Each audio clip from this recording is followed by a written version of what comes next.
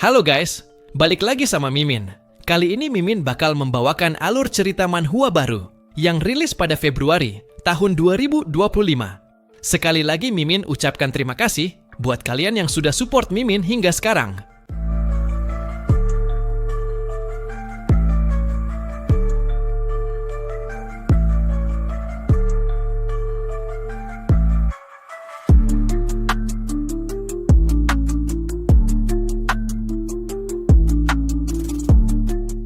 Oke, tanpa berlama-lama, mari kita mulai ceritanya. Cerita dimulai dengan memperlihatkan kondisi yang kacau pada sebuah tempat yang hancur berantakan, disertai dengan petir dan hujan yang menggelegar. Di sana, terdapat banyak mayat manusia maupun hewan yang sepertinya telah bertarung dengan brutal sebelumnya. Selanjutnya, kita kemudian diperlihatkan sosok seorang wanita yang mengenakan gaun hitam dengan memegang belati pendek di tangan kirinya, dengan energi spiritual berwarna ungu, yang terpancar dari belatinya.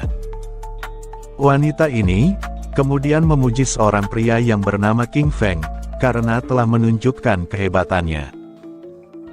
Ia melanjutkan, bahkan di bawah efek penuaan yang dipercepat 100 kali lipat, King Feng tetap masih bisa berhasil, dalam membersihkan Ancient God Ruins, atau reruntuhan dewa kuno. Tapi meski begitu, Divine Artifact atau artefak surgawi ini, yang disebut Eye of Judgment atau mata penghakiman, wanita itu akan mengambilnya sekarang.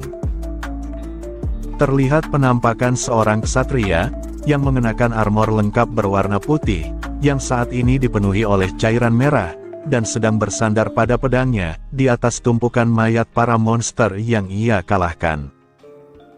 Lalu, King Feng sesaat batuk darah, dan bertanya ke wanita itu, mengapa wanita itu mengkhianatinya, di saat yang seperti ini. Bukankah wanita itu, adalah saudaranya sendiri? King Feng sontak berteriak memanggil namanya, yaitu Qin Xiaoyu. Xiaoyu nampak memegang dua buah artefak, yang bentuknya seperti bola mata, yang itu adalah The Eye of Judgment sebelumnya. Mendengar King Feng memanggilnya saudara, Xiaoyu seketika memasang muka masam, bertanya balik ke King Feng, maksud memanggilnya saudara. Dia memberitahu King Feng, kalau dia hanyalah anak angkat, yang diasuh oleh orang tuanya. King Feng, bahkan tidak memiliki darah yang sama dengan Xiaoyu. Dan King Feng malah berani, menyebut dirinya sebagai saudara. Mendengar Xiaoyu yang mengomel, seorang pria berambut kuning di belakangnya merespon, memintanya untuk jangan berbicara seperti itu. Xiaoyu langsung berbalik melihat pria ini, menyebut namanya yaitu kakak Song Fei. Song Fei melanjutkan, kalau yang dia sebut sebagai saudara itu, benar-benar berguna baginya. Song Fei lantas memberitahu King Feng, kalau dirinya harus benar-benar berterima kasih padanya, karena tanpa King Feng, Song Fei tidak akan pernah bisa mendapatkan Divine Artifact bola mata penghakiman ini. Dan untuk menguras seluruh masa hidup King Feng sekaligus, Song Fei telah berusaha keras untuk mendapatkan Soul Stealing Blade, atau pedang pencuri jiwa, yang sekarang telah tertancap di tubuh King Feng. Jadi, Song Fei kembali bertanya ke King Feng, apakah dia sudah menyukai hadiah perpisahan darinya. Nampak Xiaoyu yang mendekat ke Song Fei, dan ikut memberikan senyuman sinis ke arah King Feng.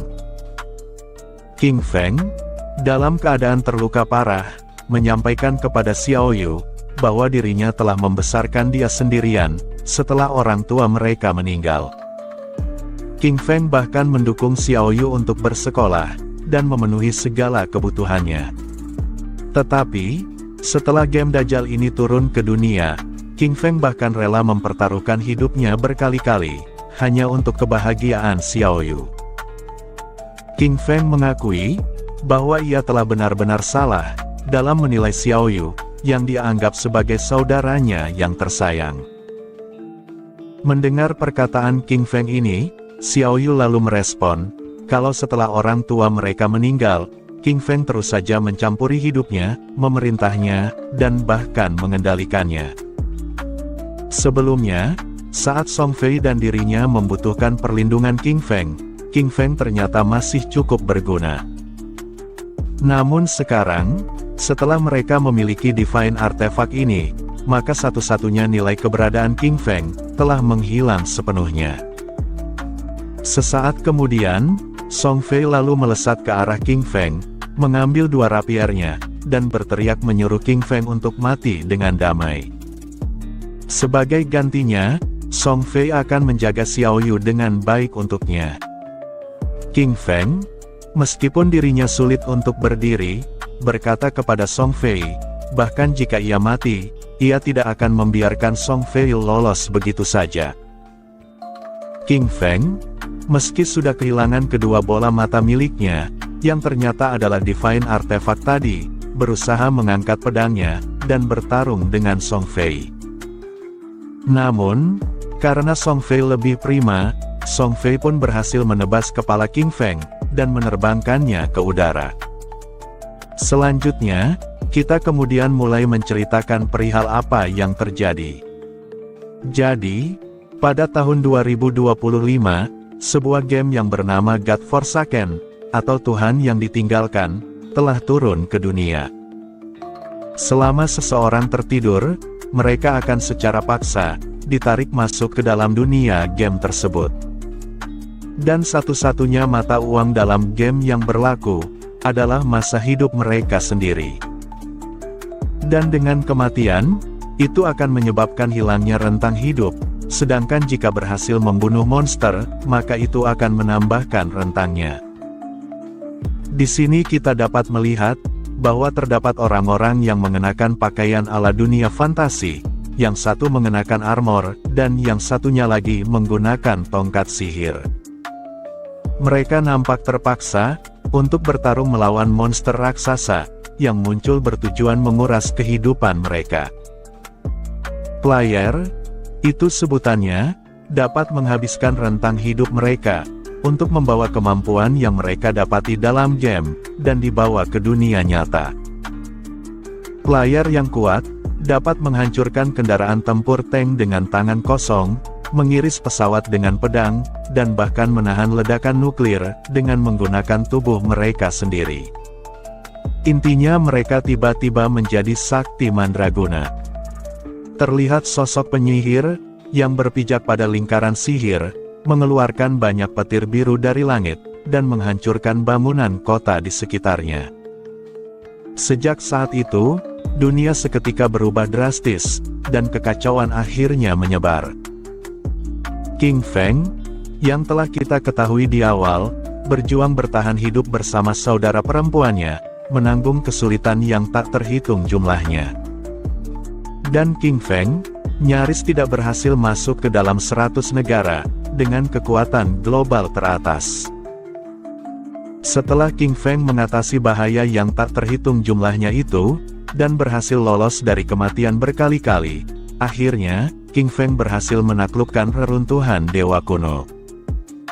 Dan dengan penaklukan ini, King Feng memperoleh artefak pertamanya, yaitu Eye of Judgment, atau mata penghakiman. Setelah mendapat kemampuan ini, akhirnya, King Feng bisa memiliki kualifikasi untuk bisa mencapai puncak. Tetapi siapa sangka, saat King Feng sibuk dengan artefaknya, Xiao Yu tiba-tiba saja menusuknya dari belakang. Dan dengan ranting yang Xiao Yu punya, ranting itu langsung mekar, setelah menusuk semua organ King Feng. King Feng berkata, kalau harga dari kesuksesannya, ternyata adalah pengkhianatan terhadap keluarga yang ia miliki satu-satunya. Jadi, semua usaha King Feng selama ini dalam hidupnya, tidak lebih dari sekadar campur tangan belaka. Pada akhirnya, semua perjuangannya hanya membuka jalan bagi kesuksesan orang lain. Sejujurnya, King Feng menolak untuk menerima takdir ini. Jika saja ia bisa hidup lagi, maka King Feng berinisiatif, hanya akan bertarung untuk dirinya sendiri. Dan seperti manhwa regresi pada umumnya, Keinginan King Feng akhirnya terkabul. Tiba-tiba, dirinya nampak tertidur lelap di atas kasur, dan langsung membuka kedua matanya dengan keringat dingin. Setelah bangun, ia terkejut dan kebingungan, mempertanyakan di mana ini, apakah ini masih dunia nyata. Dia lantas mengusap lehernya, seraya bertanya ke dirinya sendiri, bukankah ia sudah mati sebelumnya?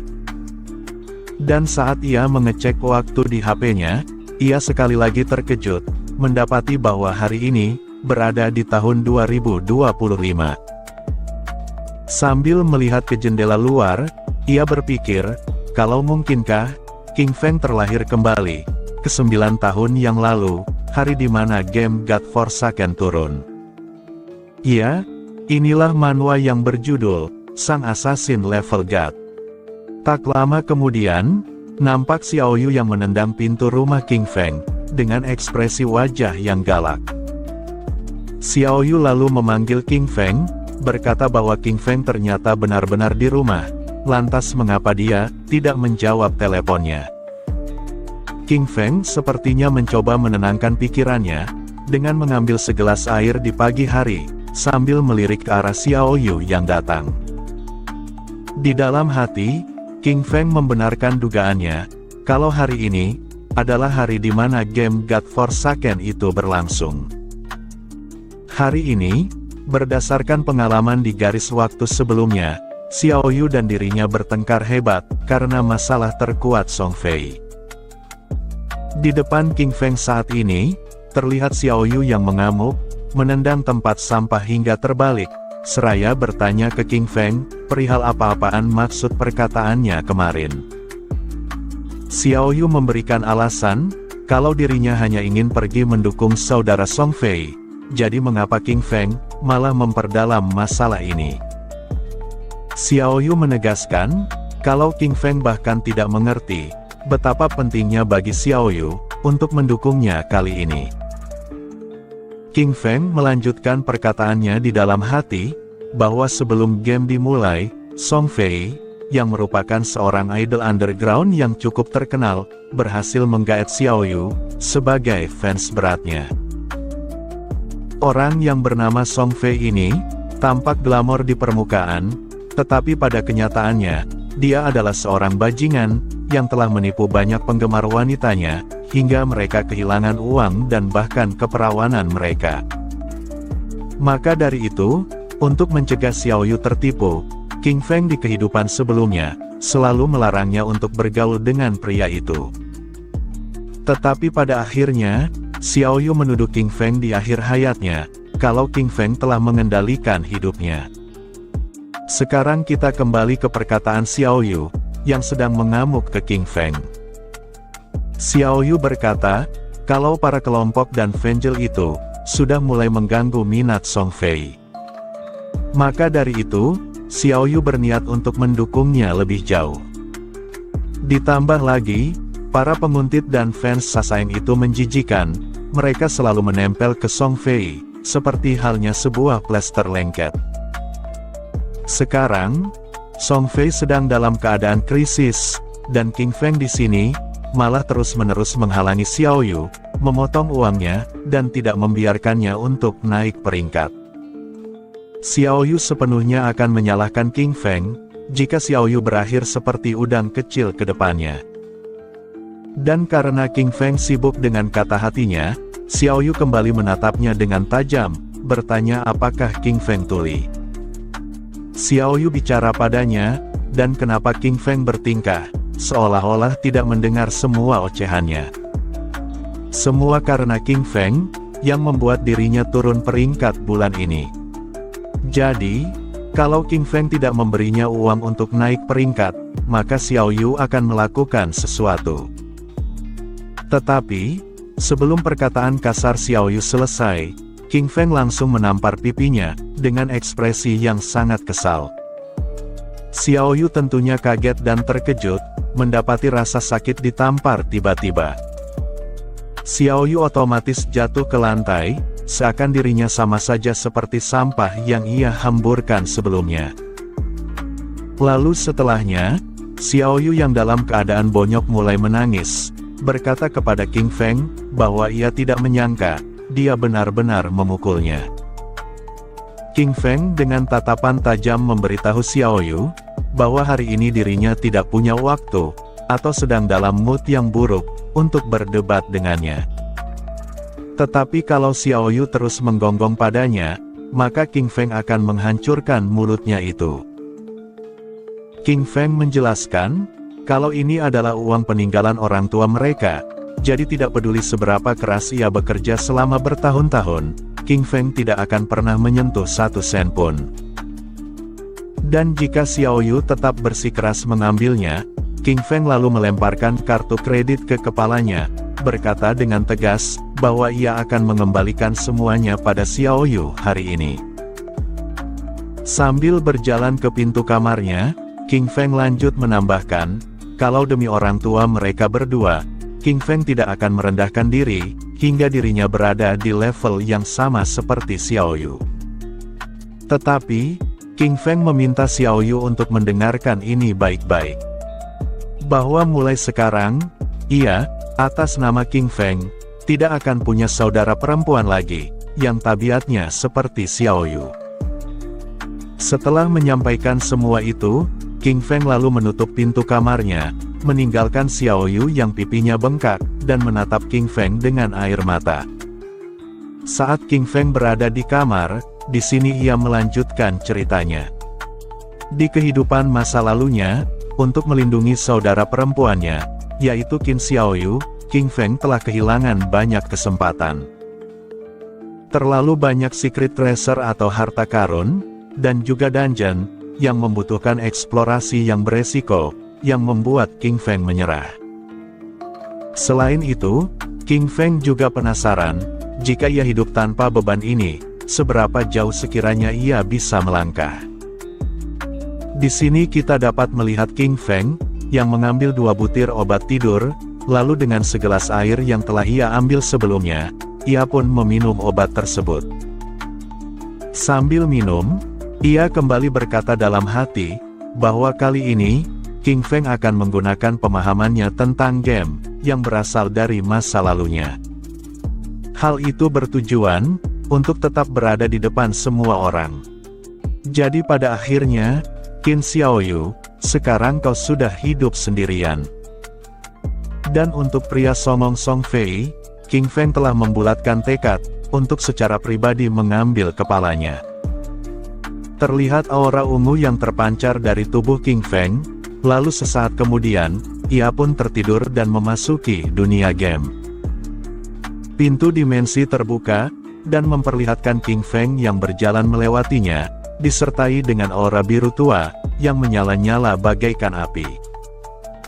Setelah memasuki tempat ini, King Feng mengaku, bahwa ia rindu tempat ini, sebuah tempat khusus, untuk memilih karir atau job miliknya. King Feng juga teringat, saat ia pertama kali datang kemari, dia nampak begitu gugup, sehingga butuh beberapa jam berlalu, untuk dirinya bisa menyelesaikan pilihan karirnya lalu pergi. Tapi kali ini, King Feng berniat untuk memilihnya lebih cepat. Di kehidupan sebelumnya, King Feng telah memilih karir sebagai warrior, untuk bisa melindungi Xiaoyu. Memang, warrior itu tidaklah lemah, tetapi tidak lagi cocok untuknya.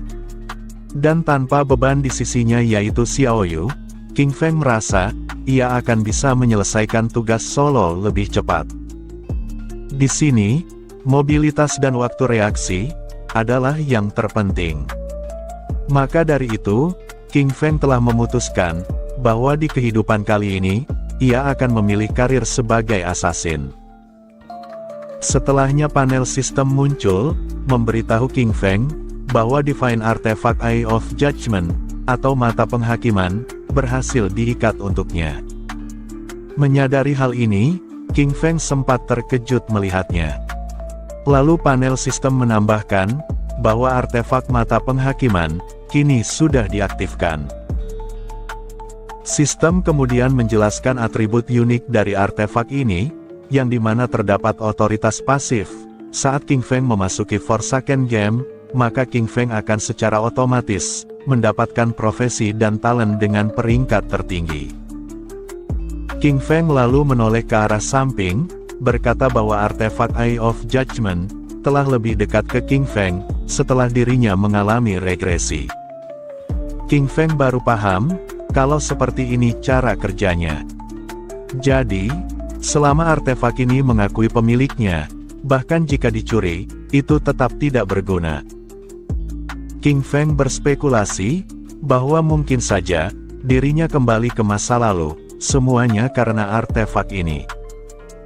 Tapi tiba-tiba, King Feng merasakan ada sesuatu yang menusuk dirinya dari belakang, dan itu membuat King Feng terkejut. Sesuatu itu, seperti akar energi berwarna hitam, lalu energi itu berkumpul di satu titik, mengucapkan selamat kepada King Feng, karena telah memperoleh profesi tersembunyi. Saat ini, sesuatu itu sedang melakukan pencocokan. Dan setelah pencocokan selesai, sesuatu itu memberitahu King Feng, bahwa dirinya telah resmi berubah menjadi shadow. Secara perlahan, tubuh King Feng ditelan oleh energi hitam ini, dan saat energi hitam yang menyelimutinya lepas, penampilan King Feng berubah drastis. King Feng kini memiliki rambut berwarna putih, lengkap dengan jubah hitam, dan memancarkan energi gelap yang luar biasa. King Feng lalu mencoba menjelaskan, kalau profesi shadow ini adalah profesi tersembunyi tingkatan tertinggi, untuk kelas karir sebagai assassin. Rasanya benar-benar berbeda dari warrior yang ia pilih, saat berada di kehidupan sebelumnya. Dan hanya dengan mendapatkan profesi ini saja, King Feng telah merasakan kekuatan yang mengerikan. Setiap profesi memiliki peluang yang sangat kecil untuk mengungkap profesi tersembunyi di tingkatannya yang lebih tinggi.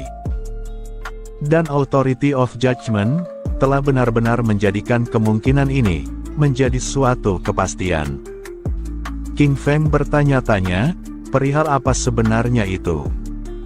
Panel sistem merespon, bahwa Authority of Judgment ini adalah otoritas utama yang paling asli, dan juga kuno di alam semesta. Kekuatannya bahkan melampaui rules dan order, atau aturan dan ketertiban. Tetapi, untuk King Feng menggunakan kekuatan aslinya, hal ini masih belum bisa.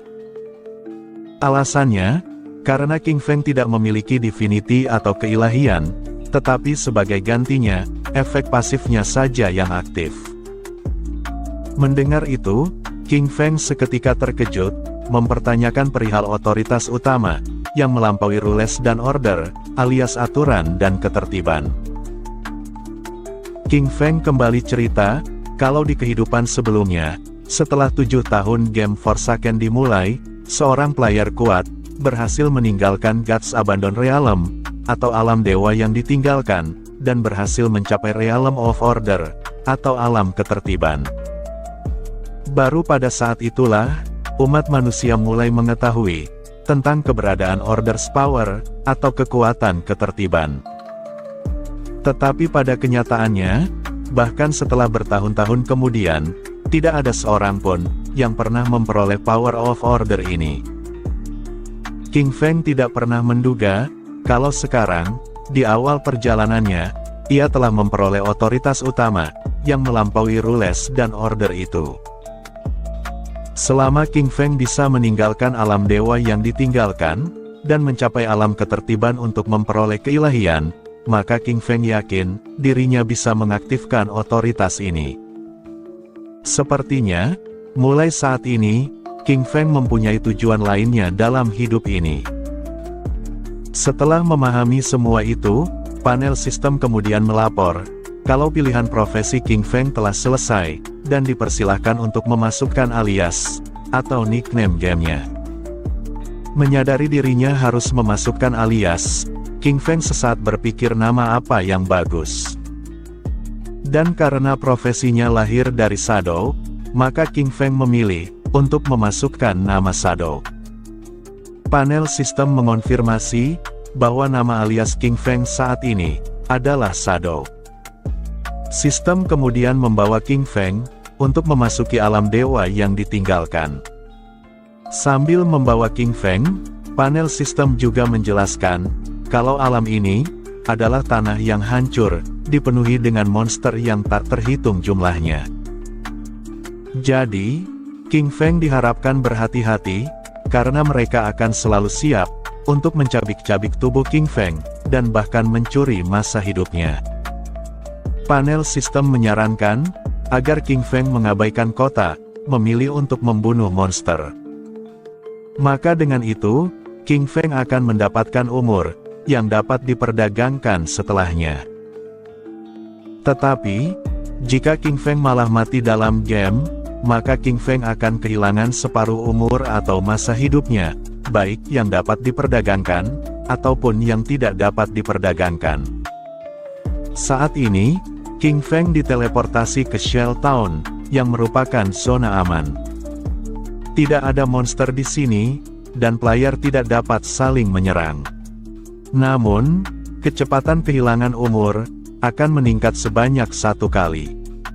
Kita kemudian berpindah ke sisi lain King Feng, yang memperlihatkan 2 orang pria, yang sedang bingung dengan apa yang terjadi. Pria berisi berteriak, menanyakan di mana tempat ini, profesi apa, dan apa yang dimaksud dengan alias itu. Pria kurus di hadapannya merespon, kalau dia baru saja selesai bekerja shift malam, lalu kemudian mulai berbaring di kasurnya.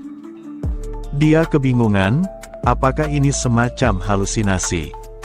Pria berisi kembali merespon, bahwa ia juga tidak tahu apa yang terjadi.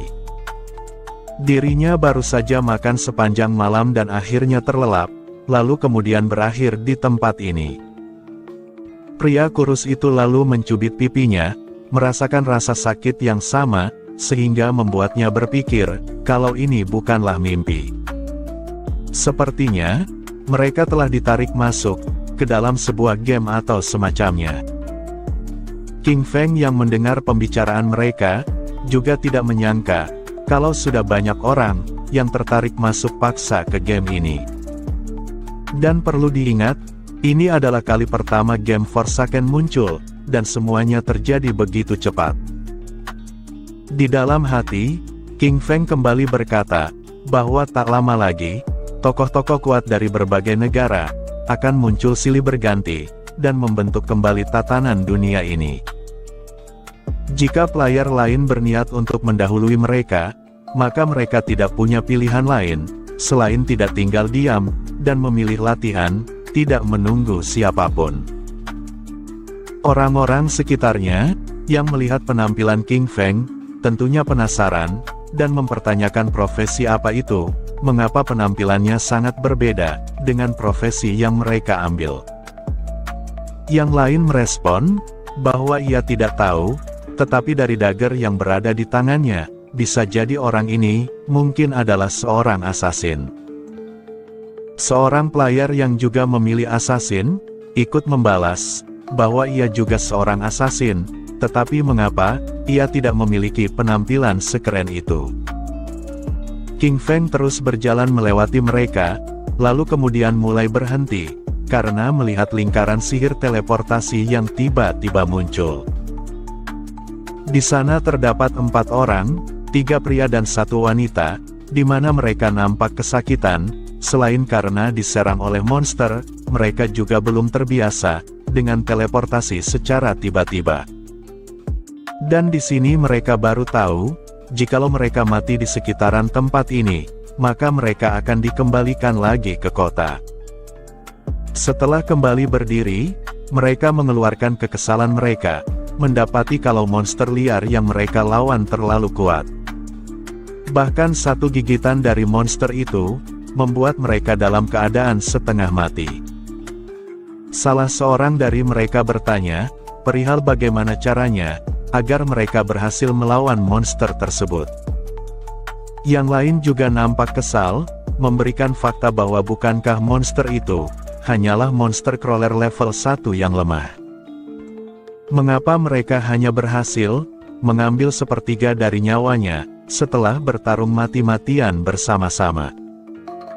Pada akhirnya mereka berteriak, memberikan protes mengenai rentang hidup atau nyawanya, yang kini sudah kehilangan setengahnya. Karena mereka sudah putus asa, mereka pun lantas bertanya ke seorang wanita di partinya, yang diketahui bernama Sister Lizzie, perihal apa yang harus mereka lakukan sekarang. Lizzie nampak menyentuh kepalanya, masih merasakan sakit, dari efek pertempuran sebelumnya. Lalu setelahnya, ia mulai melirik ke King Feng, yang wajahnya tertutupi jubah hitam. King Feng memperhatikan Lizzie, mengomentari profesinya dalam hati, yang mulai sebagai archer dengan busur pendek. King Feng menduga, kalau Lizzie juga sepertinya, merupakan kelas tersembunyi. Menyadari tatapan King Feng terhadapnya, Lizzie lalu berdiri, berjalan ke arah King Feng, kemudian menyapanya, berkata bahwa saudara ini, sepertinya juga tampaknya memiliki kelas tersembunyi.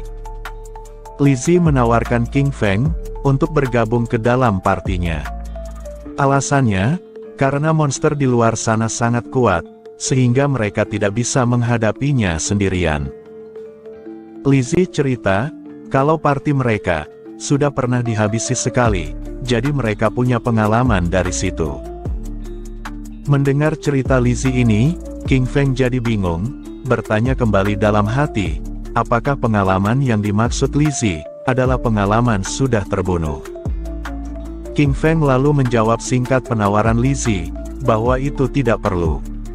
Setelah menjawabnya, King Feng lalu pergi meninggalkan mereka begitu saja. Lizzie hanya terdiam, sementara yang lain berkomentar, kalau orang itu sedikit berbicara, apakah dia sedang berpura-pura, berperan sebagai seorang pro player. Mereka berlima bahkan tidak dapat mengalahkan monster itu, dan King Feng malah berpikir, bisa mengalahkannya sendirian. Yang lain juga berkomentar, kalau situasi ini lucu sekali. Padahal mereka sudah cerita, tentang betapa berbahayanya area di luar sana, tetapi King Feng malah pergi sendirian. Dia bertanya, apakah King Feng cari mati? Dia menasehati King Feng, untuk jangan bersikap sok dingin seperti itu, meskipun dia memiliki kelas tersembunyi yang mulia, yang juga bertipe assassin. Jadi jika King Feng tidak bisa mengalahkannya, maka pria ini memberikan saran, untuk lari saja dari pertempuran. Saat Lizzie memeriksa identitasnya, Lizzie mendapati nickname atau alias yang King Feng gunakan, yaitu sebutan Shadow. Dirinya langsung mendecikkan lidah, menyebutnya sebagai orang bodoh, yang berpura-pura bertindak seperti pro player. Namun, karena mereka penasaran, Lizzie mengajak rekan partinya untuk mengikuti pria itu, dan hendak melihat apa saja skillnya. Mungkin dari situ, mereka bisa mendapatkan info baru, tentang monster yang sulit mereka hadapi. Dan selain itu, Lizzie juga berpikir, untuk melihat bagaimana pria itu mati. Saat ini, King Feng yang sudah dalam mode shadow, berjalan lurus ke arah hutan, mengabaikan peringatan yang diberikan oleh parti Lizzie sebelumnya, yang melaporkan tentang bahaya monster yang berada di sana. Sambil mengikuti King Feng dari belakang, Lizzie kembali menjelaskan dalam hati, mengenai alam yang ditinggalkan oleh dewa. Alam ini, merupakan tempat yang menyeramkan, bahkan bisa dibilang, terlalu berbahaya. Lizzie tidak mengerti, mengapa dirinya berakhir di tempat ini. Tetapi, dengan pengalaman bermain game online selama bertahun-tahun, Lizzie rupanya mampu, dengan cepat membentuk sebuah party. Namun soalnya, monster pertama yang Lizzie temui di luar desa pemula, telah memusnahkan party mereka sepenuhnya. Lizzie menilai, kalau monster itu bukanlah monster biasa, yang bisa dikalahkan pemain level 1. Dua pria lainnya yang ikut menguntit King Feng bersama Lizzie, juga mulai berkomentar, perihal perlengkapan yang dibawa oleh King Feng. Senjata awal orang itu, berbeda dari milik Lizzie. Lizzie mempunyai dagger, tetapi orang itu, memiliki short blade atau pedang pendek. Si botak menambahkan, kalau bukan hanya itu, King Feng bahkan lebih cepat darinya dalam hal kecepatan. Tetapi, sebagai seorang assassin yang sama seperti King Feng, agility atau kelincahan yang dimiliki oleh si botak, seharusnya lebih tinggi dibandingkan King Feng. Dan yang lebih mencolok dari semuanya, pakaian King Feng atau pria itu, juga sangat berbeda dari yang mereka kenakan. Setelah mendengar semua komentar rekan partinya, Lizzie kembali menyimpulkan dalam hati, kalau pemain yang mempunyai nickname Shadow ini, tampaknya tidak biasa. Sepertinya, pilihan untuk mengikutinya dari belakang, dapat memberikan informasi penting padanya. Namun tiba-tiba, King Feng sesaat melirik ke belakang, seakan mengetahui dirinya sedang diikuti. Menyadari tatapan King Feng ini, Lizzie semakin menyembunyikan tubuhnya, bertanya dalam hati, apakah pria itu melihatnya? Tanpa disangka-sangka, King Feng mengaktifkan sebuah skill unik, yang disebut Shadow Sneak atau bayangan menyelinap, yang membuat bayangan hitam miliknya, menyelimuti tubuhnya seperti saat di ruang pemilihan profesi. Dan setelah mengaktifkan kemampuan itu, hawa keberadaan King Feng langsung menghilang, menyisakan bekas bayangan hitam, di tempatnya berdiri sebelumnya. Menyadari King Feng menghilang secara misterius, mereka kemudian keluar dari tempat persembunyiannya, kebingungan perihal di mana dia pergi. Pria itu telah menghilang, ke dalam udara yang tipis. Rekan pria Lizzie mencoba menebak, kalau ini pasti adalah skill stealth atau diam-diam, skill awal yang menjadi tidak terlihat. Dia semakin penasaran, tentang kelas overpowered jenis apa itu. Dan karena mereka kesal kehilangan jejaknya, mereka kemudian mendecikkan lidah, dan mengajak yang lainnya untuk kembali ke kota, dan mencari cara untuk mengobati diri mereka yang terluka. Menurutnya, di luar sana terlalu berbahaya, dan mereka sudah mati sekali, jadi sisa umur mereka, sudah berkurang setengahnya. Lizzie kemudian setuju, berspekulasi kalau mungkin ada hadiah tersembunyi, seperti peti harta karun atau semacamnya. Lizzie kemudian berniat, untuk mencari NPC, agar bisa mendapatkan harta tersebut. Sementara itu, King Feng rupanya tidak bergerak dari tempatnya, dan masih memperhatikan party Lizzie dari kejauhan. Lalu setelah mendengar mereka akan pergi, King Feng kemudian berbalik, dan mendapati panel sistem, yang menjelaskan tentang skill Shadow Sneak ini. Jadi, skill ini akan membuat pengguna, masuk ke mode stealth atau diam-diam, untuk jangka waktu tertentu. Jika pengguna menyerang, maka skill ini menjadi pudar. Dan serangan pertama setelah pengguna keluar dari mode ini, akan memberikan damage yang besar ke musuh. Selain itu, panel sistem juga menjelaskan, perihal skill yang disebut Stealth Mastery. Skill ini, akan menggandakan durasi stealth pengguna, dan meningkatkan level stealth tersebut sebanyak 1 tingkat. King Feng, alih-alih membaca penjelasan itu, dirinya malah terkesan, menyadari party Lizzie tidak dapat melihatnya. Seperti yang ia harapkan, dari kelas Shadow yang luar biasa. Kemampuan stealth milik assassin biasa, jika berada di level ini, akan sangat mudah dideteksi. Tetapi, kelas Shadow memiliki skill Stealth Mastery yang unik, yang membuatnya mustahil bagi siapapun, bahkan monster, untuk menyadari keberadaannya di awal game. King Feng, sembari meninggalkan kota pemula, menyebut orang-orang tadi, sebagai orang bodoh yang naif. Kota pemula ini, tidak memiliki apapun, yang benar-benar dapat meningkatkan kekuatannya. Tempat ini, tidak lain dan tidak bukan, hanyalah tempat berlindung bagi para pemain. Dalam Forsaken game ini, pemain yang lemah, tidak lebih dari mangsa yang empuk bagi para monster. Saat melewati pepohonan yang rindang, King Feng kemudian menyadari, bahwa skill stealth-nya telah berakhir. King Feng cukup kecewa, karena durasi skill ini yang tidak bertahan lama. Namun untungnya, Masa cooldown skill ini dimulai segera, setelah ia mengaktifkannya di awal. Hanya beberapa detik lagi, sebelum King Feng dapat menghilang seperti tadi. Lalu setelahnya, King Feng mulai memeriksa statusnya, dan panel sistem menampilkannya, dengan informasi yang detail. Aliasnya adalah Shadow, kelasnya adalah Shadow, masih berada di level 1, umur yang tidak bisa diperdagangkan berjumlah 75 tahun, umur yang bisa diperdagangkan masih 0, kekuatannya masih 10+3, konstitusinya sama, berjumlah 10+3, kelincahan berjumlah 10+81, dan spirit atau roh, berjumlah 10+51. Setelah melihat statusnya, King Feng tentunya memahami, kalau semua pemain, memulai dengan statistik dasar berjumlah 10, dengan kelas yang berbeda, dan juga diberikan bonus tambahan, seperti plus di belakangnya. King Feng cerita, kalau profesi warrior yang ia ambil di kehidupan sebelumnya, hanya mendapat 3 poin, untuk kekuatan dan juga konstitusi. Tetapi kali ini, saat ia memerankan kelas Shadow, ternyata memberikan peningkatan lebih, untuk setiap statistiknya. Dan yang lebih baik dari itu, adalah agility atau kelincahan, yang ditingkatkan sebesar +8. Panel sistem kemudian memberitahu King Feng, bahwa masih terdapat 5 poin atribut gratis, yang bisa digunakan olehnya.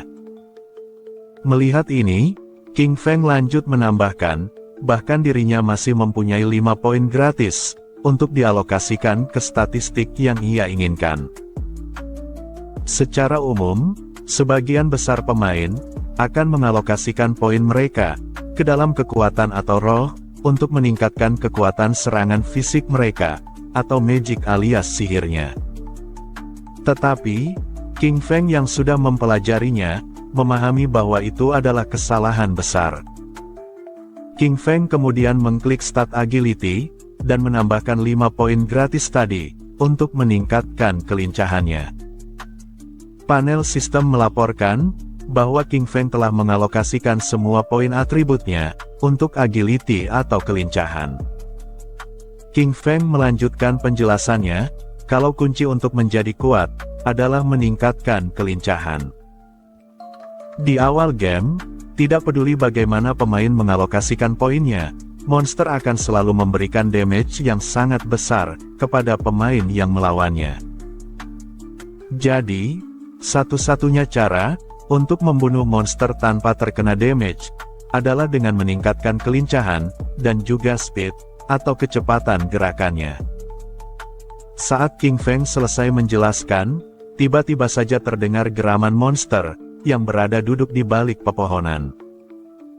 Monster itu, memiliki tangan seperti sabit, memiliki 3 mata berwarna merah, dan ia memakan semacam energi biru dari tangannya.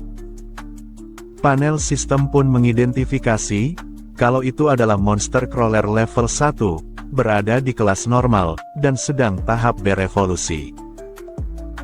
Menyadari kehadiran crawler, King Feng memperhatikan, kalau dia saat ini masih menyerap masa hidup atau umur, dan inilah monster, yang selama ini memusnahkan 4 pemain, dari party Lizzie sebelumnya. Dilihat dari lukanya, sepertinya party Lizzie, berhasil menguras setengah nyawanya. Ketika monster membunuh pemain, maka mereka berhasil mendapatkan umur pemain tersebut. Dan jika monster telah menyerapnya cukup banyak, maka mereka akan dapat berevolusi. Nampak monster crawler yang melesat, menyadari kehadiran King Feng, dan hendak menyerang dengan sabitnya. King Feng berhasil menghindar, dengan melompat ke belakang. Lalu setelahnya, King Feng yang sedang melayang, mulai mengeluarkan bayangan hitam dari tubuhnya, yang perlahan melahap tubuhnya. Di sela-sela ia terlahap ini, King Feng mengeluarkan pedang pendeknya, lalu menghilang secara misterius dari hadapan crawler. Saat crawler mencari-cari keberadaan King Feng, titik bayangan hitam muncul di atasnya, lalu secara tiba-tiba, King Feng keluar dari sana, memberikan serangan dadakan ke arah crawler. Skill ini, disebut sebagai stealth break strike, atau serangan diam-diam yang memukul dan merusak. Hanya dengan satu serangan ini, King Feng berhasil mengalahkannya, dan mendapatkan notifikasi dari sistem. King Feng telah memberikan 174 damage, dan ia telah membunuh crawler level 1, King Feng memperoleh 10 EXP, atau 10 poin pengalaman. King Feng juga mengaku, tidak menyangka bisa membunuh monster ini, hanya dalam sekali serangan saja. Tentu, jika menyerang tengkuk monster crawler, maka itu akan memicu critical hit. Namun meskipun demikian, King Feng terkejut melihat damage-nya yang gila. Panel sistem menjelaskan, kalau ini disebut backstab, atau tusukan belakang, yang jika serangan datang dari luar jangkauan musuh, maka damage-nya akan berlipat ganda. Menyadari sistem menyebut backstab, King Feng akhirnya baru ingat, kalau itu jelas adalah efek backstab. Jika backstab ditumpuk dengan beberapa skill, maka akan menciptakan pengganda damage yang mengerikan. Setelah memuaskan keingintahuannya, King Feng kemudian memperhatikan monster itu, dan teringat akan sesuatu. Dulu, saat ia bermain sebagai warrior, bahkan ketika mendapat critical hit saat menyerang monster, dirinya hanya memperoleh 40 damage saja. Dan King Feng saat itu harus berjuang keras selama berabad-abad, untuk membunuh satu crawler, dan hampir mati dalam proses penaklukannya. Di sana juga terlihat Xiao Yu, yang bahkan menangis, setelah berhasil mengalahkan satu crawler. Setelah mengambil esensinya, King Feng lalu mendekatkannya ke Xiao Yu, dan mengambil hasilnya bersama-sama. Mengingat hal ini, King Feng seketika menjadi kesal, dan langsung menggenggam erat esensi tersebut. Panel sistem memberitahu, bahwa King Feng memperoleh 3 hari masa hidup yang dapat diperdagangkan. Selain itu, King Feng juga telah memperoleh 54 tahun 155 hari, masa hidup yang tidak dapat diperdagangkan. Setelah menyerap esensi crawler, King Feng lalu menjelaskan, kalau sebelumnya, monster ini telah membuat 5 pemain mati. Dan masing-masing dari mereka, telah kehilangan sekitar 20-30 tahun masa hidup. Maka dari itu, ini seharusnya bertambah, hingga lebih dari 100 tahun. Namun, karena crawler menyerapnya lebih dulu untuk evolusi, maka King Feng hanya mendapat 54 tahun darinya. Meski kecewa, King Feng mencoba mengikhlaskan itu. Alasannya, karena masa hidup yang tidak diperdagangkan, saat ini tidak berguna baginya. Selanjutnya, panel sistem tiba-tiba mengaktifkan otoritas mata penghakiman, dan memberikan selamat ke King Feng, karena telah memperoleh sebuah talent atau bakat, yaitu Infinite Evolution, atau evolusi tanpa batas. King Feng nampak terkejut, mendapati dirinya memperoleh sebuah bakat. Panel sistem melanjutkan, bahwa setiap 24 jam, King Feng akan memperoleh 5 poin untuk evolusi. Dan jika King Feng mengalahkan monster kelas boss sendirian, maka itu akan menjamin poin evolusi. Saat ini, poin evolusi yang King Feng miliki, berjumlah 5 poin. Setelah mendengarkan penjelasan sistem, King Feng sekali lagi terkejut, kebingungan akan evolusi tanpa batas ini. Tanpa diduga, King Feng bisa meningkatkan skillnya. Di kehidupan sebelumnya, King Feng tidak pernah mendengar hal seperti ini. Tidak peduli peralatan atau buku keterampilan apa yang dijatuhkan para monster, nilainya sudah ditetapkan, dan tidak ada cara untuk meningkatkannya berkali-kali lipat. King Feng menyimpulkan, jadi inilah kekuatan yang melampaui rules dan order itu. Dan karena ia sudah memperoleh bakat, selanjutnya King Feng berencana mengujinya, untuk meningkatkan Shadow Sneak miliknya, beserta backstab juga. Panel sistem kembali memberitahu, kalau King Feng menghabiskan 4 poin evolusi, dan peningkatan skill berhasil. Skill awal, yaitu Shadow Sneak yang tingkat normal, kini meningkat ke tingkat bronze. Durasi pemakaian stealth meningkat, dari 120 detik, menjadi 160 detik. Selain itu, bonus serangan stealth juga meningkat, dari awalnya 60, menjadi 90 poin. Serta, cooldown skillnya juga berkurang, dari yang awalnya 280 detik, menjadi 260 detik. Selanjutnya, skill awal backstep, juga mengalami peningkatan, dari tingkat inferior, menjadi tingkat normal. Serangan pasifnya juga meningkat, serangan dari belakang, sekarang memberikan 10% hingga 15% lebih banyak damage.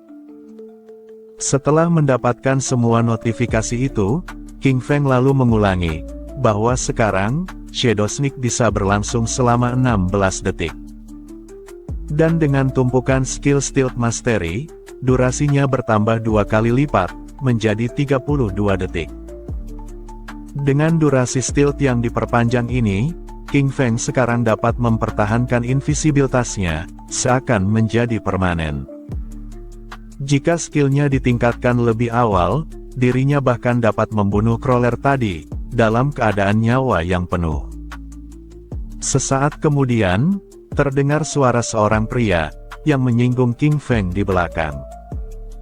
Dia memberitahu wanita di sampingnya, untuk melihat pria kurus itu, yang mengalahkan monster sendirian. Dia kembali menegaskan ke wanitanya, kalau game ini, merupakan game yang mudah. Wanita itu kemudian menyapa King Feng, memuji kekuatan fisiknya yang hebat, seakan bisa mengalahkan 10 orang. Pria di sampingnya nampak tertawa, meminta King Feng untuk jangan khawatir, karena dirinya bisa melindunginya. Namun, tanpa mereka sadari, King Feng menangkap kehadiran monster berikutnya, yang bersembunyi di atas pohon, tempat pria dan wanita itu berdiri. Pria itu melanjutkan, berkata kalau King Feng, sepertinya sedang berjuang sendirian.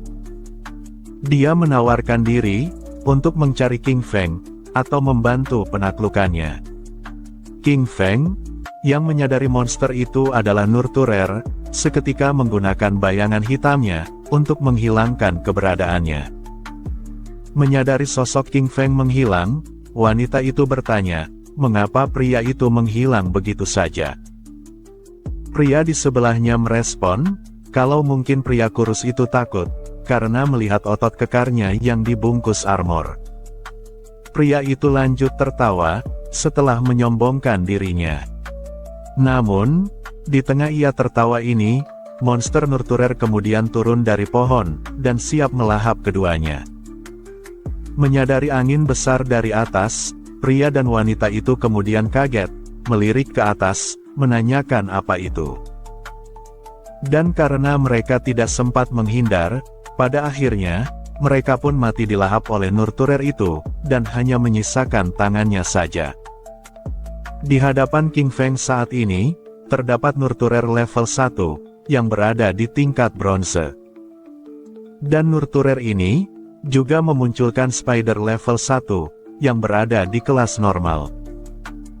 Sambil memperhatikan monster ini, King Feng kembali menjelaskan, kalau Nurturer, adalah bos monster pemula, dengan sekitar 1600 poin HP. Monster ini, bukanlah monster biasa, yang bisa ditangani oleh pemula normal. Dan selain itu, ia juga memiliki laba-laba kecil, yang berada di bawah perintahnya. Namun meski begitu, bagi King Feng ini adalah kesempatan yang sempurna, untuk melihat seberapa kuat, peningkatan dari skillnya. King Feng kemudian melesat ke Nurturer, memberinya serangan vertikal backstep, menusuk salah satu matanya. Monster itu mengerang kesakitan, dan mencoba menyerang King Feng di hadapannya.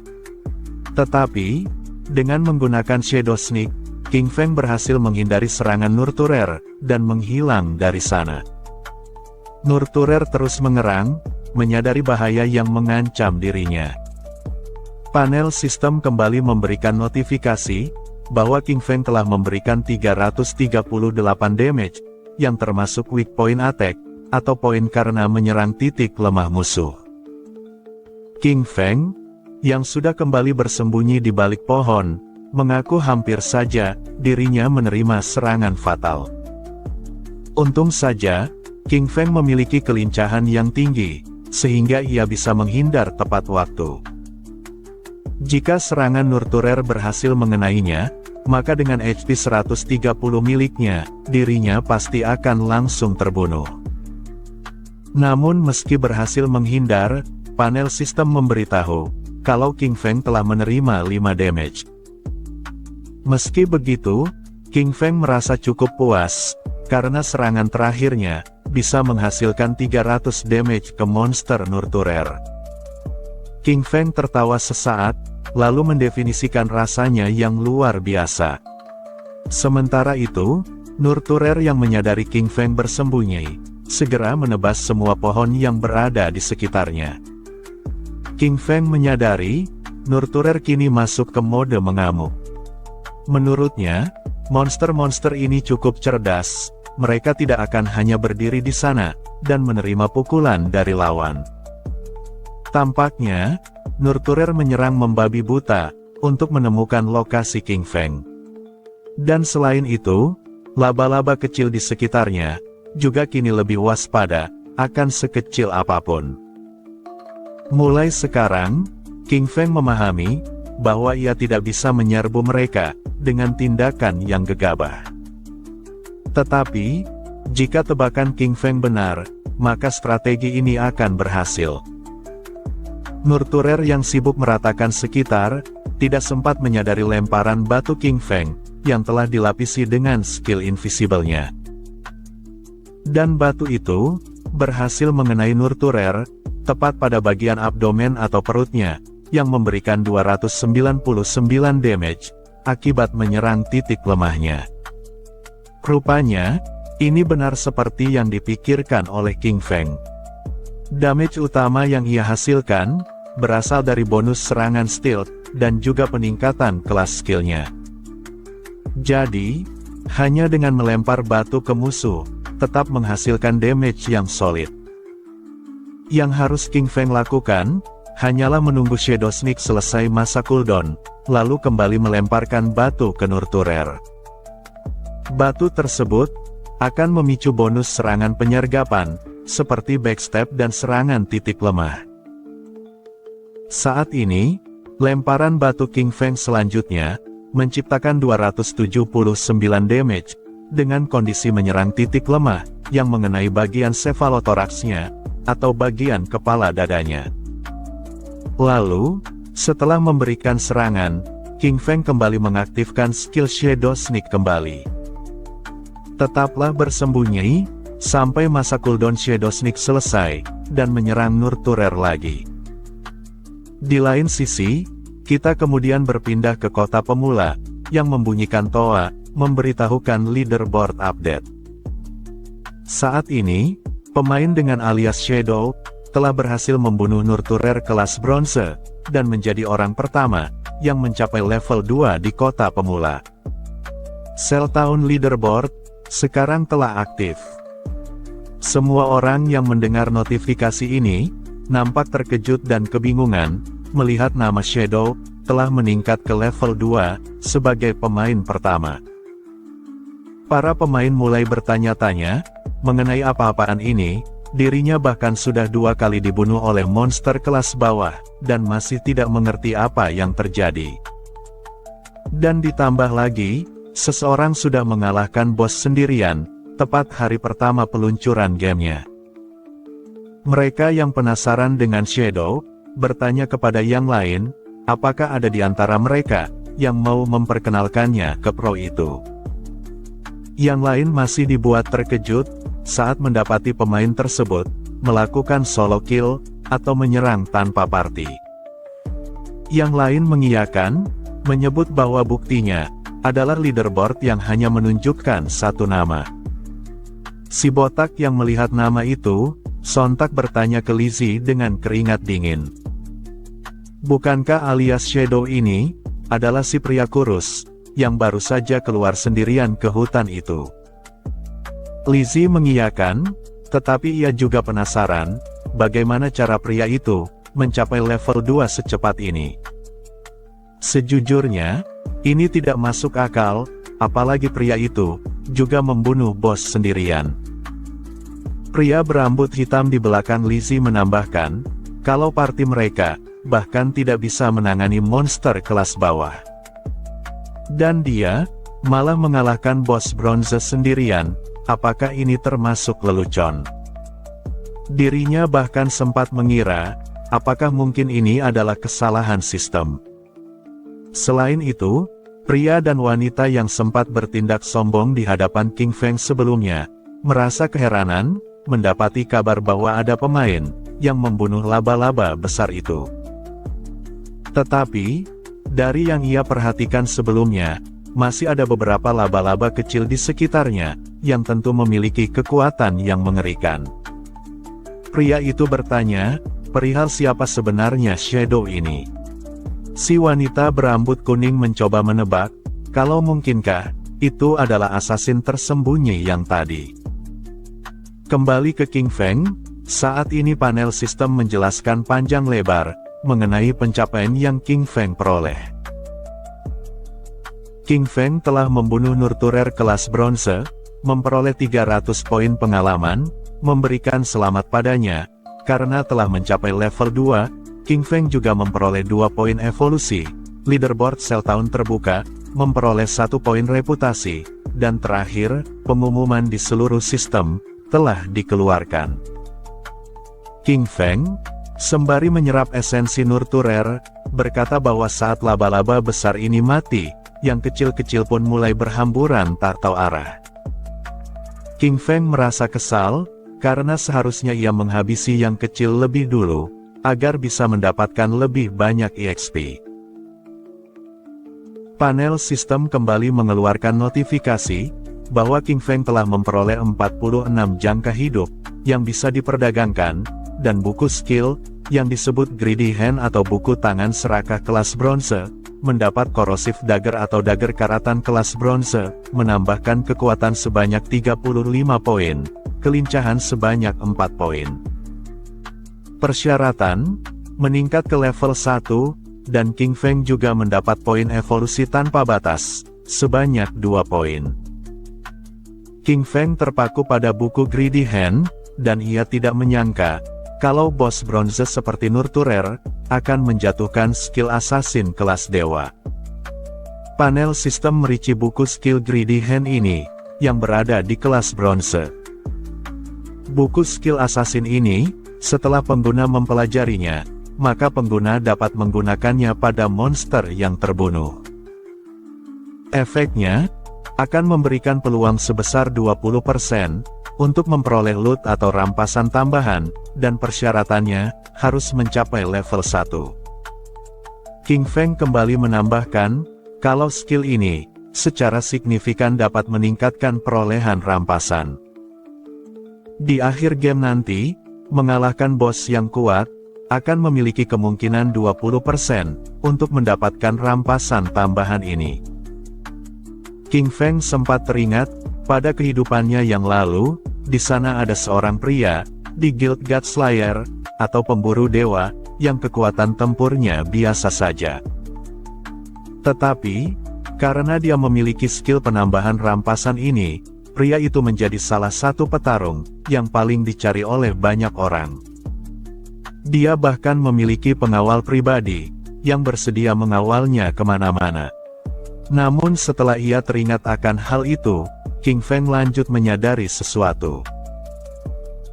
Meskipun tingkat aktivasinya hanya 20%, jika King Feng menggabungkannya dengan bakat evolusi tanpa batasnya, bukankah itu berarti, King Feng bisa meningkatkan tingkat drop dari monster, dan jumlah rampasan secara tak terbatas. King Feng menyadari, bahwa ia telah diberkahi berbagai macam skill, yang bisa ia tumpuk satu sama lain, untuk mendapatkan efek yang maksimal. Setelah memperlihatkan kondisi dalam game, lalu selanjutnya, panel cerita berpindah ke sebuah akademi atau sekolah menengah atas. Di sana, terdapat para siswa yang sedang jalan ke sekolah pada pagi hari, yang kondisinya masih diselimuti embun. Kita kemudian diperlihatkan Xiao Yu, yang juga sedang jalan ke sekolah, bersama dengan teman atau sahabat baiknya. Sahabat Xiao Yu lantas bertanya kepadanya, perihal apakah Xiao Yu berniat untuk tidak akan menelpon kakaknya, dan meminta maaf padanya. Soalnya, mereka telah membolos ujian kemarin, untuk diam-diam mendukung Song Fei.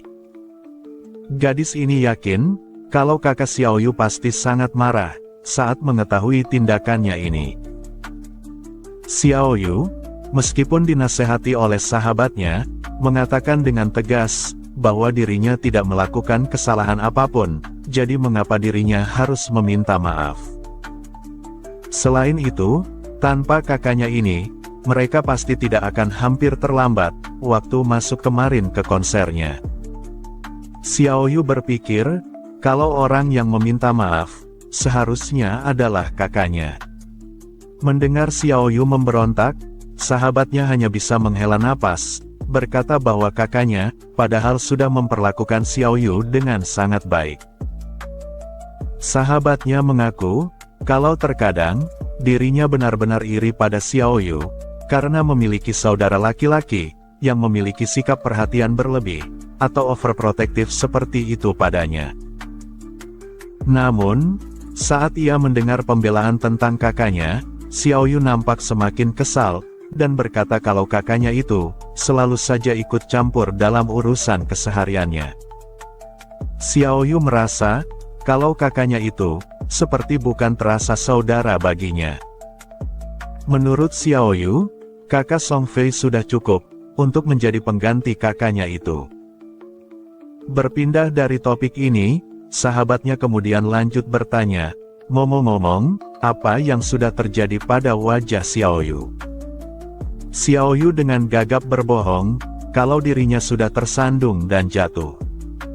Singkatnya, saat mereka sudah sampai di koridor kelas, sahabat Xiao Yu kemudian terkejut, dan kebingungan dengan keramaian di depan sana. Dia bertanya ke Xiao Yu, perihal mengapa ada banyak orang, yang berkumpul di sekitar kelas mereka.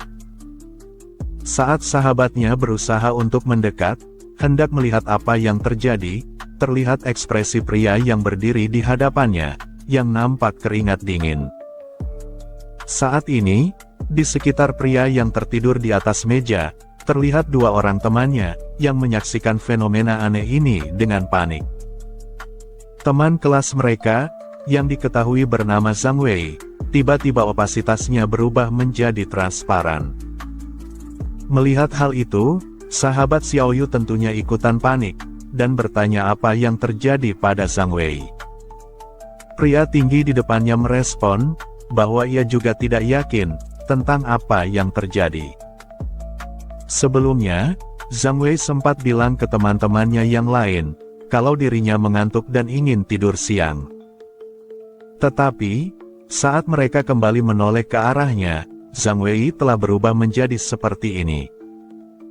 Mereka kemudian terkejut, mendapati bahwa fenomena ini, bukanlah kasus yang terisolasi atau baru. Soalnya, saat ini, berita tentang manusia yang menjadi transparan, telah menyebar ke seluruh internet. Mereka sempat menduga, bahwa sepertinya, orang-orang di seluruh dunia pun, mengalami hal yang serupa, seperti di negara Tiongkok. Beberapa ahli mengatakan, bahwa selama manusia terlelap, maka manusia itu akan memasuki keadaan, di mana penampilannya seperti hantu yang semi-transparan. Dan untuk alasannya, belum ada yang mengetahui kenapa. Setelah mendengar informasi tersebut, sahabat Xiao Yu melanjutkan, kalau dirinya akan menelpon orang tuanya, dan memperingatkan mereka akan fenomena ini. Dia juga tidak lupa menyuruh Xiao Yu, untuk menelpon kakaknya juga, agar berjaga-jaga, supaya kejadian yang sama, tidak terjadi padanya. Namun Xiao Yu dengan tegas menolak, dia seakan tidak peduli, dan tidak bakal mau menghubunginya. Bagi Xiao Yu, orang seperti kakaknya King Feng itu, lebih baik mati saja, dan menghilang dari dunia ini. Setelah memperlihatkan kondisi di sekolah Xiaoyu, kita kembali ke King Feng, yang saat ini mendapat pemberitahuan dari panel sistem, mengenai evolusi Greedy Hand-nya yang berhasil. Skill Greedy Hand kelas bronze, telah meningkat ke kelas gold. Skill profesi assassin ini, berfungsi saat menjarah musuh, ada peluang sekitar 20% hingga 70%, untuk mendapatkan rampasan tambahan. Selain itu, King Feng juga telah mempelajari Greedy Hand plus 2. Nampak King Feng yang menggabungkan efek skill miliknya, lalu kemudian mengepalkan tangan kirinya, memancarkan cahaya kuning dari sana, dan seperti terdapat lengan kedua, dengan ukuran yang lebih besar dari yang asli, lengkap dengan cincin dan kuku tajamnya. Lalu setelahnya, panel sistem melaporkan, kalau skill Greedy Hand King Feng berhasil diaktifkan. King Feng telah memperoleh 2 poin evolusi, dan King Feng juga telah memperoleh 46 hari jangka hidup, yang bisa dia perdagangkan. Setelah melakukan itu, dirinya kemudian tertawa, mengakui ini cukup berguna, karena ia mendapatkan 2 poin evolusi tambahan. Dan untuk mengevolusikan Greedy Hand ke plus 3, King Feng masih membutuhkan 3 poin. Ini adalah hal yang bagus, karena sebentar lagi, King Feng akan memiliki kemungkinan 100% untuk mendapatkan rampasan tambahan. King Feng juga memahami, kalau pemerintah dunia, pasti sudah menyadari situasi atau fenomena yang terjadi. Dan seiring berjalannya waktu, semakin banyak orang, yang akan membanjiri game ini. Maka dari itu, King Feng perlu mempercepat kemajuannya, agar bisa lebih kuat dalam waktu yang singkat ini. King Feng kemudian melanjutkan, kalau ini adalah waktunya, untuk memakai apapun yang bisa ia gunakan. Panel sistem kembali muncul, memberitahu bahwa King Feng, saat ini menggunakan dagger karatan kelas bronze, yang menambah efek kekuatan sebanyak 35 poin, dan kelincahan sebanyak 4 poin. Dan persyaratan untuk menggunakan belati ini, adalah level 1. Setelah ia menghilangkan hawa keberadaannya, King Feng lanjut berjalan lebih dalam ke hutan, sembari menjelaskan, bahwa tidak lama lagi, orang-orang akan menyadari, bahwa skill dan equipment dari game ini, dapat diterapkan di dunia nyata. Dan ketika hal itu terjadi, maka dunia akan menjadi kacau balau. Namun meski begitu, untuk mengekstraksi skill dan equipment atau perlengkapan ini, membutuhkan 2 kondisi dari si pengguna. Pertama, yaitu mencapai level 10. Kedua, memiliki cukup umur atau jangka hidup, yang bisa diperdagangkan olehnya. Sejujurnya, grinding monster atau mengalahkan banyak monster, akan membutuhkan waktu terlalu lama bagi King Feng. Makanya, King Feng harus menemukan boss monster, yang lebih kuat daripada Nurturer sebelumnya. Saat ia sibuk memperhatikan jendela statusnya, King Feng tanpa sengaja mendengar 3 suara pemain yang berteriak, seakan yang satu melancarkan serangan ke monster yang ia lawan, dan yang satunya lagi, memintanya untuk menghindar dari sana. Menyadari hal ini, King Feng kemudian berjalan ke sumber suara, dan ternyata suara pemain itu, berada di bawah tebing tinggi. Sekali lagi terdengar salah satu suara di antara mereka, yang meminta rekan partinya, untuk hati-hati akan serangan balasan. King Feng memperhatikan, dan mengidentifikasi bahwa monster yang para pemain itu hadapi, adalah Sprint Predator level 2, yang berada di kelas bronze. Bentuknya sangat aneh, seakan tidak memiliki mata, hanya memiliki mulut yang besar, serta jumlah kakinya yang banyak, yang membuatnya mirip seperti crawler.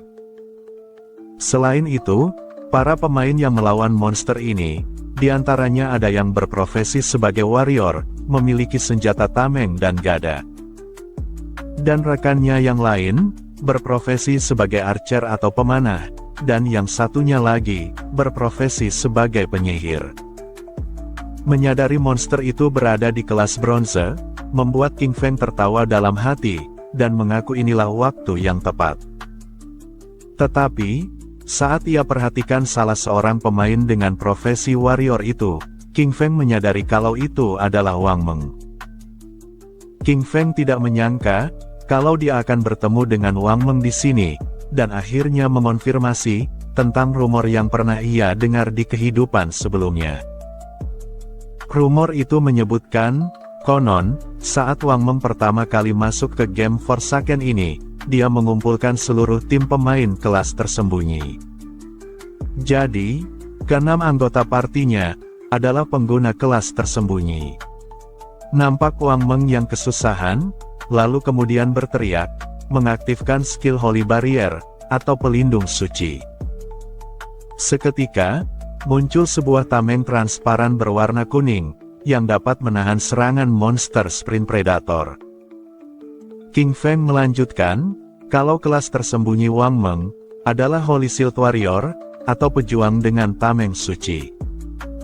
Kelas Wang Meng ini, memiliki statistik dasar 2 kali lipat, dari warrior biasa pada umumnya. Selain itu, Wang Meng juga dilengkapi dengan skill bawaan, yang membuatnya tidak terkalahkan. Selanjutnya, karena Wang Meng berhasil mengalihkan perhatian Sprint Predator, rekan partinya yang berprofesi sebagai penyihir, kemudian mengangkat tongkatnya, membuat sebuah bola api, dan melesatkan bola api itu ke arah Sprint Predator. Dari serangan ini, membuat nyawa Sprint Predator berkurang 70 poin.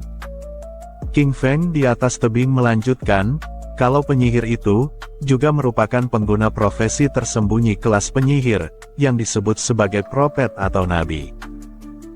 Dia dapat memberikan damage mantra 2 kali lipat dari penyihir biasa, dan bahkan memiliki prophetic fireball, atau bola api kenabian. Selanjutnya, terdapat seseorang dengan profesi tersembunyi kelas archer alias pemanah, yang disebut sharp eye shooter, atau penembak bermata tajam. Dia memiliki statistik 2 kali lipat dari pemanah normal, dan dilengkapi dengan skill rapid shoot, atau tembakan cepat. Lalu di sebelahnya, yang tidak sempat berteriak, karena fokus dengan bukunya, juga adalah seorang dengan profesi tersembunyi, kelas priest atau pendeta, yang disebut sebagai Oracle Priest atau pendeta peramal. Dia memiliki 2 kali lipat kekuatan penyembuhan dari pendeta biasa, dan memiliki grup healing skill, yang dapat menyembuhkan luka satu kelompoknya dengan sekali mantra. Semua serangan mereka menyatu, menghujani monster Sprint Predator, dengan anak panah yang banyak dari archer, beserta bola api dari penyihir. Namun, karena dia merupakan monster kelas bronze, maka tentu tidak boleh diremehkan. Sprint Predator, dengan gerakan zigzag yang cepat, berhasil menghindari serangan jarak jauh itu, lalu memberikan serangan telak terhadap Wang Meng. Akibatnya, barrier Wang Meng hancur, dan ia terluka karenanya. Melihat bos mereka terkena serangan, Archer memberikan kata umpatan sial, karena monster itu terlalu cepat, jadi serangan jarak jauh mereka, tidak ada yang mengenainya.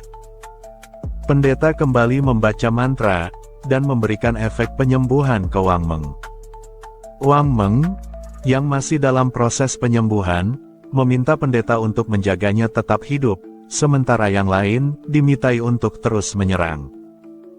Wang Meng yakin, kalau mereka akan mengalahkan monster itu pada akhirnya.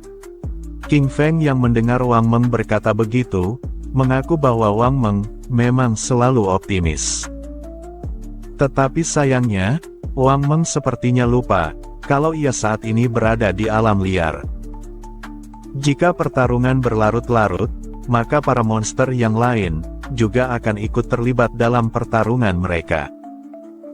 Tiba-tiba, di belakang Wang Meng muncul 2 monster lumpur, dengan mata berwarna oranye, dan tubuhnya diselimuti lumpur coklat. Wang Meng tentunya terkejut dan kebingungan, lalu melirik ke belakang, dengan ekspresi penuh kekesalan. King Feng di atas melanjutkan, kalau monster lumpur itu, disebut sebagai koruptor. Mereka adalah monster level 2 reguler atau umum, yang bersembunyi di lumpur coklat tua. Monster ini, biasanya akan menyerang dengan serangan jarak jauh. Melihat Wang Meng atau bos mereka terancam, seorang swordsman lantas berlari, hendak menyerang monster koruptor. Melihat kehadiran orang ini, King Feng di atas merasa kesal, karena itu adalah kelas tersembunyi lainnya, yang belum pernah ia lihat di kehidupan sebelumnya. Nampak pedang pria itu tersangkut, dan hanya memberikan damage sebanyak 33 poin. Pria itu menyadari, kalau monster ini, memiliki defense atau pertahanan yang terlalu tinggi. Dan karena ia sudah tak dapat menyerang, koruptor kemudian menyemburkan lumpur dari mulutnya, dan berhasil menjebak swordsman tersebut, ke dalam kubangan lumpur itu. Rupanya, koruptor yang satu juga melakukan hal yang sama, yang membuat penyihir di sebelahnya ikut terjebak bersamanya. Swordsman itu terkejut, mendapati bau lumpur itu yang menyengat. Sang penyihir juga ikut mengomel, berkomentar kalau ini sangat menjijikan. Menyadari ia terkena lumpur ini, Swordsman berkata sial, karena ikatan tanahnya, membuat gerakan mereka menjadi melambat. Lalu saat monster koruptor ingin memeluk sang penyihir, dan penyihir itu berteriak keras meminta tolong, King Feng kemudian melompat dari tebing, dan dengan cepat memberikan serangan tebasan horizontal ke monster koruptor itu, tanpa ada seorang pun yang menyadarinya. Mengapa? Itu karena King Feng masih berada di mode invisible-nya. Menyadari sesuatu yang aneh terjadi pada monster itu, pemanah, Wang Meng, dan pendeta, nampak terkejut dan melotot, lalu lanjut berteriak heboh, bahwa hanya dengan satu serangan saja, bisa membunuh monster koruptor ini. Sang penyihir lantas bertanya, perihal siapa yang melakukan itu, apakah ada seseorang, yang ikut membantu mereka. Swordsman juga mengaku, bahkan untuk monster crawler level 1, mereka biasanya harus bekerja sama lebih dulu selama 10 detik, untuk bisa menjatuhkannya. Tetapi, koruptor dengan level 2 ini, terbunuh hanya dalam satu serangan saja, yang sekali lagi membuatnya penasaran, bagaimana bisa hal itu mungkin. Sibuk mengomentari hal itu, Swordsman yang mencoba berdiri dengan bersandar pada pedangnya, tidak menyadari koruptor yang lain, yang hendak menyerangnya dari arah belakang. Tetapi sekali lagi, koruptor itu juga terkena serangan horizontal King Feng, yang membuat Swordsman melirik ke kanan, dan terkejut dengan apa yang terjadi. Setelah melihat dua koruptor mati dalam 1 detik, Swordsman itu menjadi panik, berteriak bahwa ini, benar-benar pembunuhan secara instan. Dia lantas bertanya ke penyihir, yang diketahui bernama Lizzie juga, perihal apakah ia melihat siapa orang itu. Lizzie dengan gemetar menjawab, bahwa ia juga tidak tahu. Sementara itu, Wang Meng yang tidak ingin mempermasalahkan ini, berusaha berpikir optimis, semoga saja orang itu, berada di pihak mereka. Wang Meng lalu meminta rekan partinya untuk jangan terganggu, dan kembali fokus menyerang ke Sprint Predator. Wang Meng menegaskan, karena monster koruptor telah habis, maka hanya Sprint Predator yang tersisa. Dia kembali memerintahkan semuanya, untuk mempertahankan kecepatan masing-masing. Di lain sisi, King Feng yang selesai menghabisi 2 monster koruptor sebelumnya, kini berada di atas batang pohon, mendapati laporan panel sistem, yang melaporkan perihal prestasinya.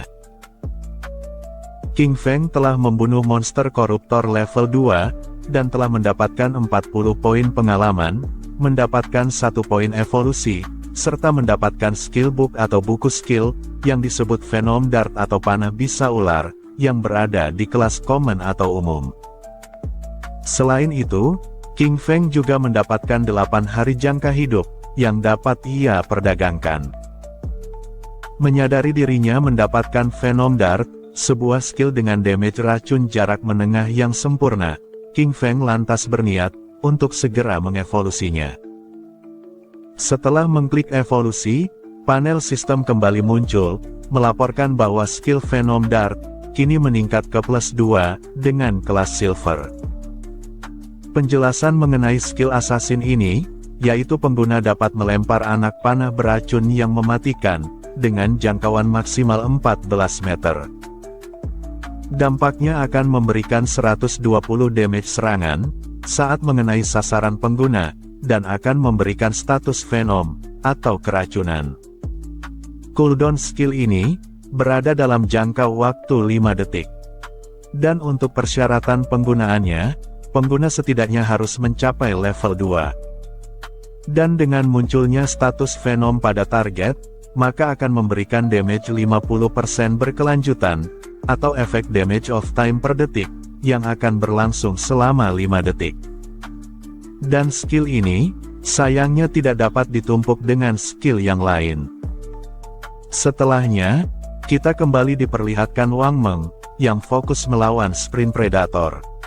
Namun, ia berhasil terkena tusukannya, meski ia berhasil menangkis yang lain. Tetapi, karena ia sudah tertusuk semakin dalam, ia pun akhirnya melepaskan gada dan tamengnya, mengerang kesakitan saat tubuhnya diangkat ke udara. Melihat Wang Meng terpojok, pemanah hanya bisa memanggil namanya, sementara pendeta juga kesulitan menyembuhkannya dengan cepat. Wang Meng yang seakan tidak memiliki harapan, berkata dengan nada gemetaran, menyuruh semuanya untuk lari sekarang. Tetapi, tanpa mereka semua sadari, satu anak panah dengan aura berwarna hijau, nampak melesat ke arah monster Sprint Predator itu, dan tepat mengenai kepalanya. Damage yang dihasilkan oleh Venom Dart King Feng ini, berjumlah 845 poin, menghabiskan setengah nyawa darinya. Melihat hal ini, pemanah hanya bisa sekali lagi terkejut, dan penyihir di sebelahnya kembali bertanya, perihal apa-apaan serangan itu. Serangan itu, baru saja menghabiskan setengah HP dari bosnya. Dan karena efek racun yang berlangsung selama 5 detik, apalagi memberikan damage berkelanjutan, membuat Sprint Predator gemetar sambil menggeram kesakitan. Sementara itu, Wang Meng berhasil terlepas dari tusukannya, dan akhirnya jatuh di permukaan tanah, dengan kondisi yang sama parahnya. Dampak racun Venom King Feng, membuat Sprint Predator terus mengeluarkan cairan tubuhnya, dan akhirnya perlahan jatuh tak berdaya ke tanah. Racun itu telah memberikan damage dalam jumlah stabil, yaitu 324 damage per detiknya.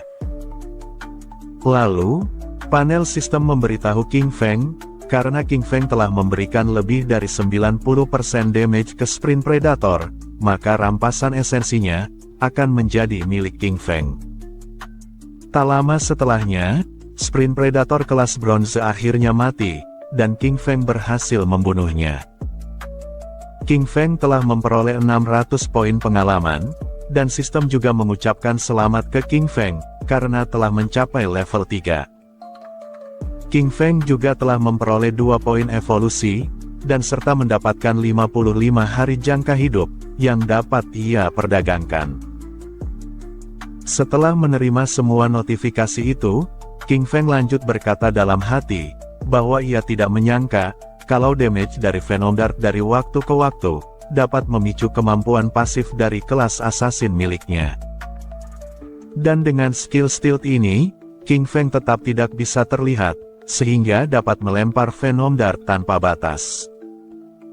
King Feng yakin, bahwa sekarang, tidak ada yang bisa menghentikannya, untuk berprogres dari awal hingga pertengahan game.